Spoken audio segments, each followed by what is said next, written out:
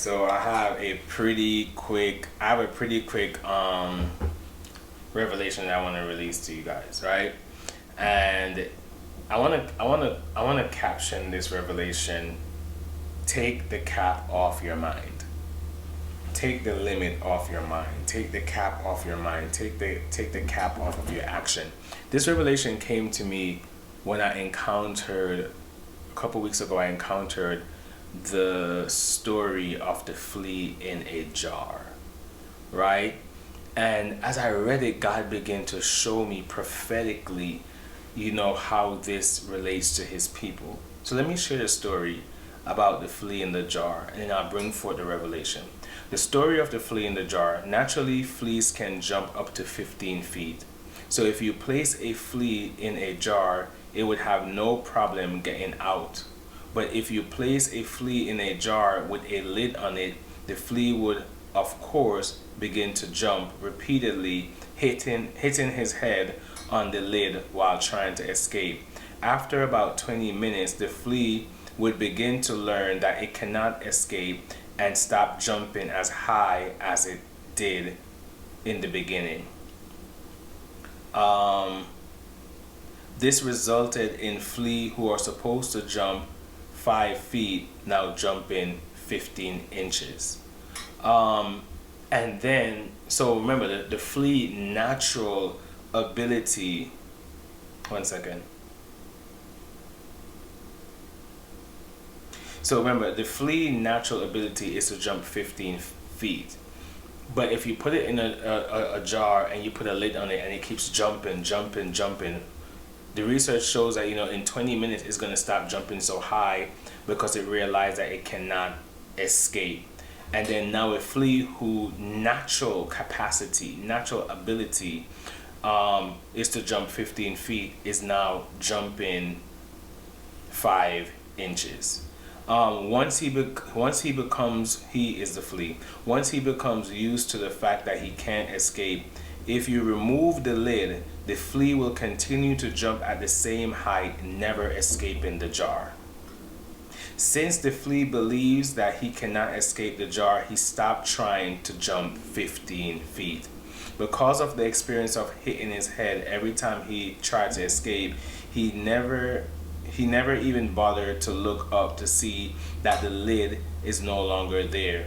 The flea went, and then so remember, so now so what happened was the flea has been conditioned to limit itself. So even when the jar has been removed, because it's so conditioned to limit itself, it still jumped 15 inches, which can't get it out of the jar, as opposed to jumping 15 feet. I mean, not 15 inches, or 15 inches or 5 inches. But what I'm trying to say is, instead of jumping 15 feet, which it was normally created to do, it still jumps at 5 inches, even when the lid of the jar is removed, because it has been conditioned. What has conditioned you to be doing less than what you're capable of doing? What trauma have you endured? What pain have you endured? What words have they said to you that have conditioned you to stop trying to go higher? That has conditioned you to not do what you're in the capacity of doing? And then one of the revelation that God revealed to me is just that flea now who no longer jumped 15 feet went on to produce his other flea, give birth to other flea, and those flea who were supposed to be born with the ability to jump 15 feet is now born with the capacity to jump 5 inches, because the reproduction came from a flea who was limited. And I hope that makes sense. So that where your limit what that revelation is basically saying. The last part is basically saying you will begin to replicate your limitation. You will begin to reproduce your limitation if you don't come out of your limitation. So what you allow to be your limitation will be what you allow to be your children limitation, and your friends limitation, and your environment's limitation, and your family limitation. What has limited you? What have you experienced? What have they said to you? What have they done to you that was a lid to your ability? And now that you're out of that environment, so for some of us, we grew up in an abusive home, an emotional abusive home, or a physical abusive home, and it puts our home that say be seen. I'm gonna use this example. A lot of people, especially me, coming from the Caribbean, as a kid, it was said that children are supposed to be seen and not heard. And then even when that child become an adult and now live on their own and is out there in the world on their own and is no longer in that home that say be seen and not heard, they still walk around with that limitation where they don't speak up for themselves, where they don't express themselves. And even if they try, they have a difficulty speaking and communicating themselves and being aware of themselves and communicating their emotion, because the home where they came from had a lid on it that say don't express yourself, don't talk about your emotion. And let me give you another example. In the community, men of color, black men and other men of color, we are told that men don't cry. And it started off by first saying boys don't cry. So when we started off first by saying boys don't cry, boys are not supposed to cry, then when boys now who are not supposed to cry grow older into men who are emotionless, and then that's why you find men, when there's an argument going on, they walk away, and the woman is like, oh, why are you walking there when I'm just trying to talk to you? And there's like, this is what men do.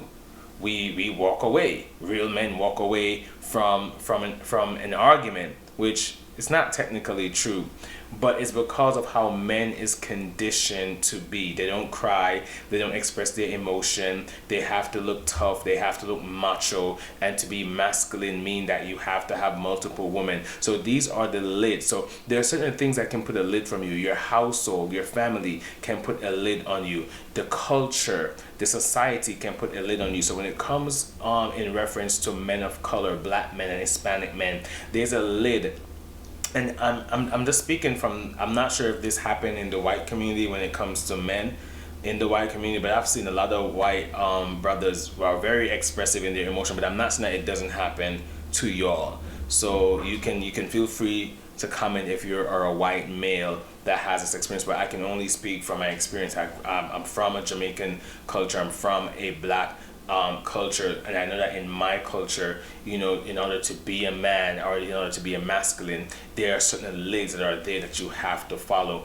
And then you find that as a boy, you have to follow them as a boy, and then when you come into being a man, it puts certain limitation on you. And that's why you find men nowadays, they don't know how to cry. They don't know. They're literally men that say to you, I'm hurting right now, but I don't even know how to cry. Like, it's literally, they're numb. But that's because they were being told that boys don't cry, men don't cry. So what are some of the lids and limitation that your family placed on you when you were growing up, that your culture placed on you that you were growing up, that your community placed on you that you were growing up, that you placed on you that you were growing up, that is still limiting you right now? Are you functioning at the best of your ability? Are you functioning at the best of your capacity? Or are you conditioned by the things that was said to you, the things that was done to you, and the things that you have seen? And I believe that this is a prophetic revelation that the Lord downloaded in me as I read this story about the flea in the jar. And I want to release this prophetic revelation to challenge you to become aware of yourself and to identify what are some of the lids that you're living below, that you're living under. And then when you identify those lids, I want you to begin to remove those lids and then look up and see that the lid is no longer there, and challenge yourself to jump high again. Because if the flea had looked up, and I get it, it hurt him because he was jumping up several times and he kept bumping his head. And after a while, I was like, yo, I'm tired of bumping my head. I'm getting a headache, I'm getting a migraine, I'm getting a concussion. I'm tired of bumping my head. But only if the flea had looked up and saw that the lid was removed, he would have been able to try again to jump 15 feet. But he became conditioned that he didn't even look up. He lost hope. He was like, I've been jumping for 20 minutes and I've been hitting my head. They ain't never gonna remove this lid, so let me just adjust.